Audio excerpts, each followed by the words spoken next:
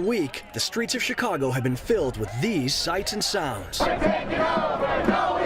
Protesters in the Windy City marching against the NATO Summit, which is set to begin this weekend.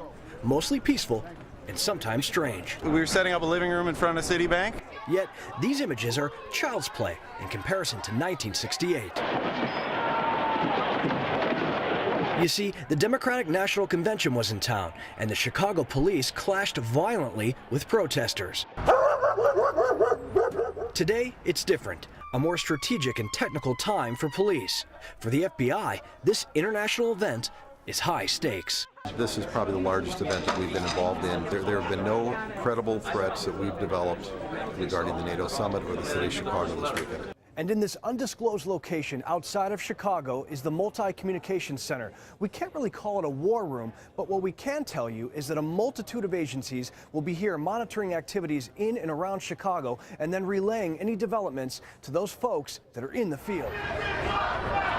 Like the 3,100 Chicago police officers guarding the downtown streets, protecting citizens, delegations in the thousands, and heads of state. Inside this very wired and secret location, officials from more than 40 separate agencies like the Secret Service and FBI will be monitoring everything. You know, we have real-time feeds coming in from cameras in various locations from the agencies here in Chicago. We are going to be operational 24 hours starting on Friday until the summit is over. And that is Monday. In the meantime, preparations for hosting NATO, a 28-country military alliance summit, is no small order. Street barricades are being erected, public transportation slowed or even canceled, a large no-fly zone above the city, and in general, a hope for peace, a point that the police are efforting. Our ultimate goal is that it'll be a non-event, it'll be a boring event, that there won't be anything happening. That means everything's going smoothly. Hosting the NATO Summit is risky business. If protesters get ugly, they become the story, and the city may take another black eye like in 1968.